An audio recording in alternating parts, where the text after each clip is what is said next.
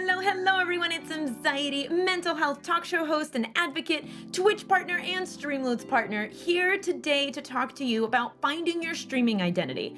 How do we do that while we're trying to figure out who we are in the rest of the world? How do we figure out what we need and what kind of streamer we are going to be? It's not an easy task, it's going to take a ton of time, and you're not alone in feeling like you don't know what that might be. So let's dive down, let's go in, and we'll talk about possibly what your streaming identity could be. Before we dive into that, I want to know, have you found your stream identity? How did you do that? Do you have any tips for anybody else? If so, leave them below in the comments so that other people can read what you said and maybe find something for themselves.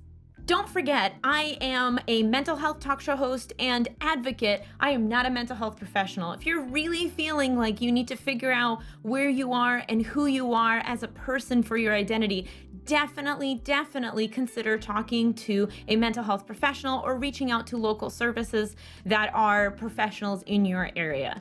Definitely just don't rely on YouTube videos for that alone. But that being said, it is super common for peeps who are struggling with their identity, specifically in streaming, to want to figure out who they are. So let's dive into that.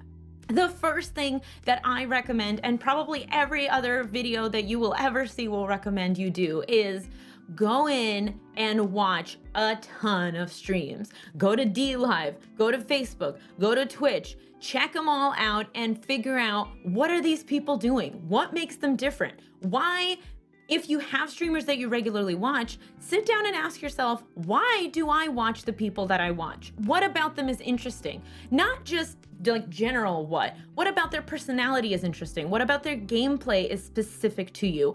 What about their niche is interesting to you?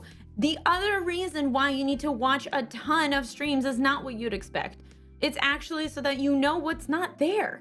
What kind of niche is a need right now that is not being fulfilled by anybody? Are there crocodile wrestling streamers out there? Maybe, I don't know. There is a stream for pretty much any niche, but if you know you have a unique set of hobbies and nobody is doing what you're doing yet, you have to do your research and confirm that, and then maybe start doing that. That is a great starting point. When I started out, there wasn't a lot of mental health talk shows, and the ones that were there were either focused on giving a professional perspective or people giving their firsthand accounts of what it's like to live with mental health issues. I didn't feel like there was somebody bridging the gap between science and people living with the illness, so other advocates, and I wanted to fulfill that niche. More about how I got into my thing as we go, but that was a great way to start. That was something that I saw that was needed, that I wanted to do more research about, that I wanted to dive in. Actually, another thing that's important about your niche is to figure out, how common is it?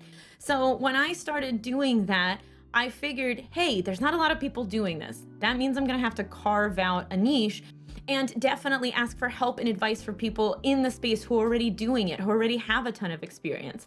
Maybe it's time to reach out to somebody who is in the niche that you're interested in and ask them, hey, how did you get into what you're doing right now? Do you have any tips and advice? That might give you another great little piece of where to start. The next thing that I want to remind you about finding your streaming identity is that it's going to be a slow process and it's going to be evolving. So you definitely have to keep yourself open to that. For example, when I started out, I actually started out as a crafting streamer. Not a lot of people know that. So the idea was that I would craft and then I would talk about mental health while I was crafting. Well, it was very quickly that I figured out that I wasn't very good at crafting. Yeah, I know. I don't say that for pity points. I genuinely mean it. I just wasn't good at crafting. And then when I was crafting, I'd often get distracted to talk to the audience and I would put my little craft away and just talk. So after a while, I realized, why push against that? Why not just be myself and just continue chatting? I was doing the research anyway, was talking about mental health. I was interested in mental health. Why did I need to add this crafting thing that was kind of distracting me and the audience from what I was really there to do? So giving yourself the option to evolve, to change, is super important. The next piece that I want to talk about is play around with it. That is very similar to the last bit that I was talking about, which is that things are going to evolve, but play around with it. Try out stuff, try different games, try out different techniques in games, try out different challenges. For example, if you're playing Stardew, there's a ton of challenges out there. Maybe you're a Stardew challenge streamer, but you won't know until you try it out. Maybe you're just a cozy game streamer, and in addition to Stardew, you want to be able to play all kinds of other games that are in that genre, but you're never gonna know if you don't play around with it.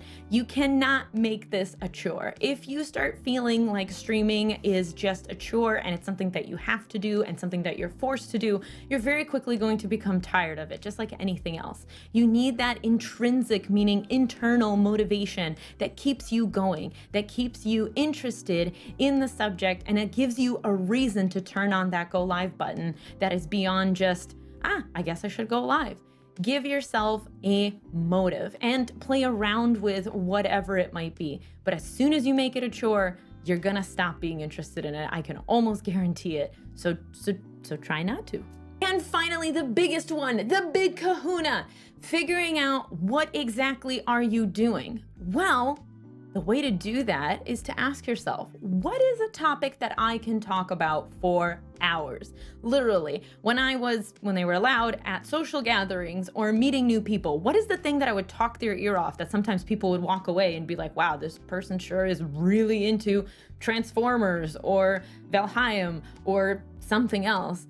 Whatever it might be, figure out what is the subject that you can talk about for hours? Because guess what? You're going to have to talk about it for hours in front of stream, in front of people. So starting there as your niche is probably the best way to go.